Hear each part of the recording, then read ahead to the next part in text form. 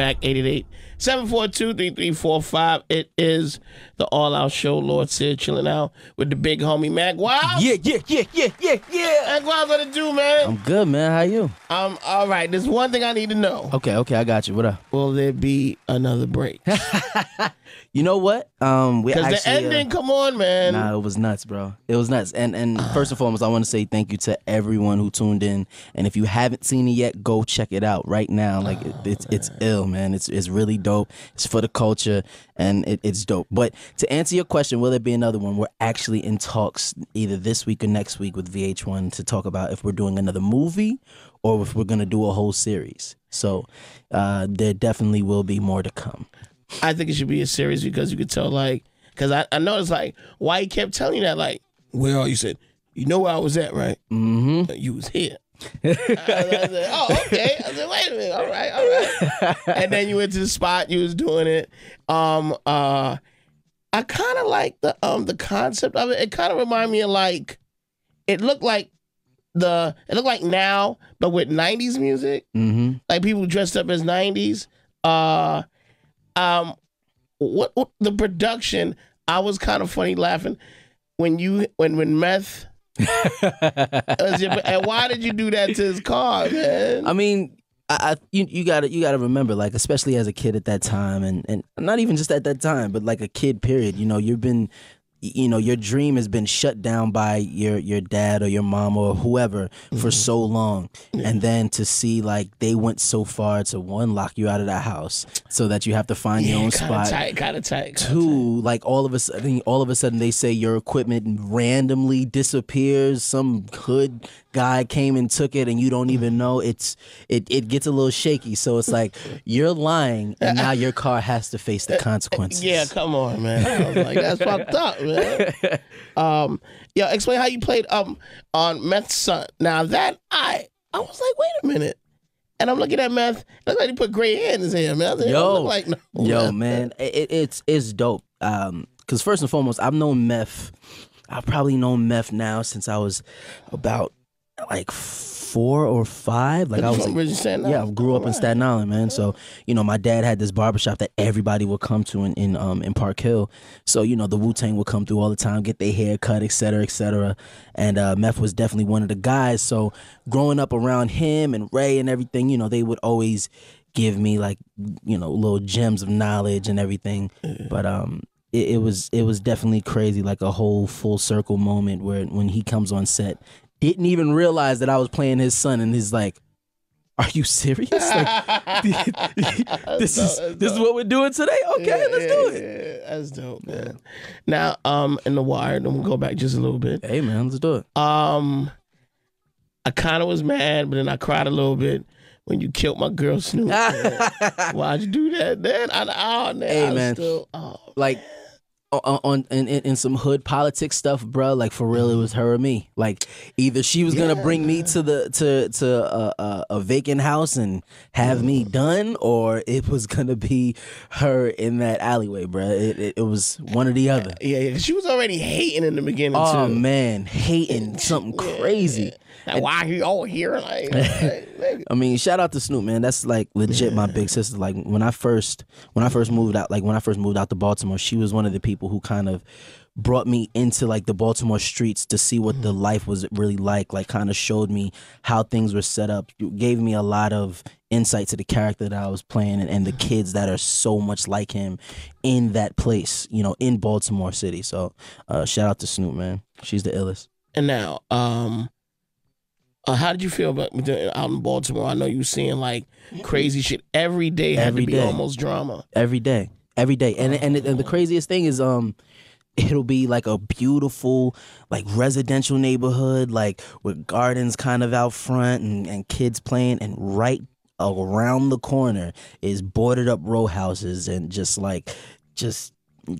decay. It just felt horrible, like to see that in the city. Now, I mean, Baltimore, the spirit of the city is probably one of the most beautiful things that I've ever seen.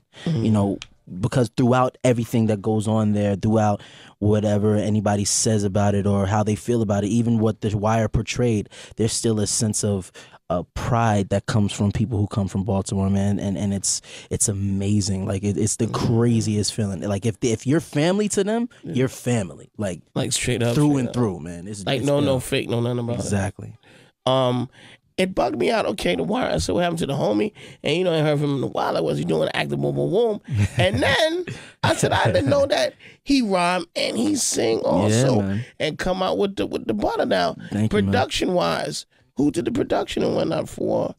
For the first project, we threw it back. Because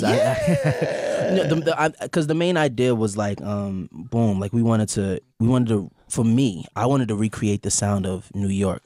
Yeah. Like I felt like New York was missing, like not even just in the soundscape that we have right now. There was a big part of it that was missing. That screamed New York to the fullest extent. So we pulled together. It was Salam Remy, of course. Shout out my big brother Salam. We had Pete Rock. We had DJ Premier. We had James Poyser.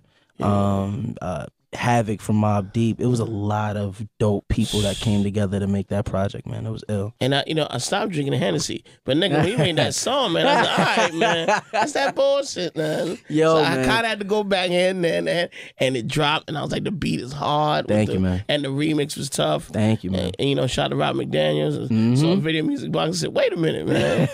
I said, this shit is popping, man. It was dope, man. Like the whole movement that we had, that we started building with that, man, with the songs, with the vibe and the feeling, it was, you can't compare it, man. It was ill. Like it was just ill. I'm black and Puerto Rican, and suppose you're Dominican and black. Yes, sir. Can you speak Spanish fluently, or not fluently, but like a little bit, and I can understand more than I can speak.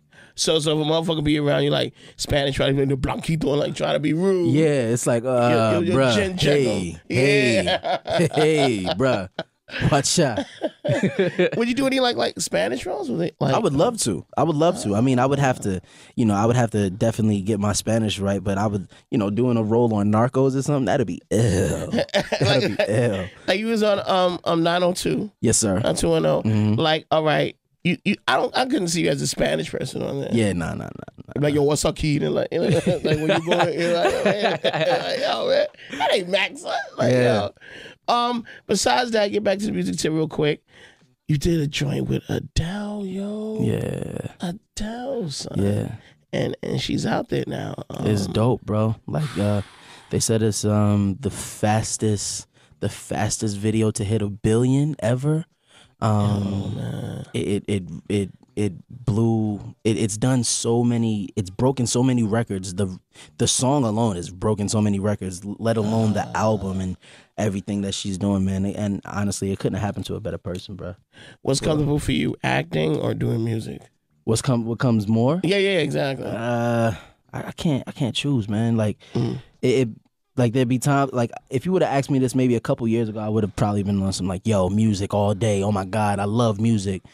But after like I took maybe 1.5 years off of acting and kind of just focused really in on my music, and I found myself in the studio sometimes like, yo, man, I miss being on set.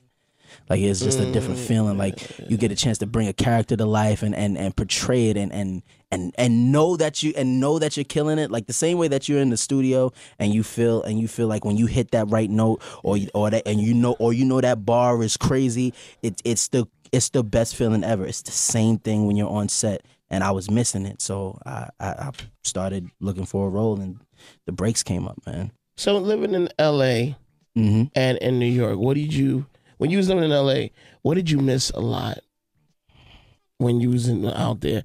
It's a lot of stuff different, a lot of absolutely. A lot of like Sunset Park, like get a taco, like some burrito, like rap. You trying to get like some real New York shit, man. Like let me get a slice or something. Nah, man. I mean, for me, I'm a New York boy through and through. So the one thing that I probably missed the most was the vibe. Like there's nothing comparable to the vibe that you get in New York City. Like whether you go to a club, whether you chilling out with your people at night, like whatever, the vibes here are, you can't beat it. I feel like this is one of the only cities that, Of course, man. Of course. Man. Let's get in that joint right about now. We'll come back. Let's do it. Mix. This is the All Out Show on Shade 45.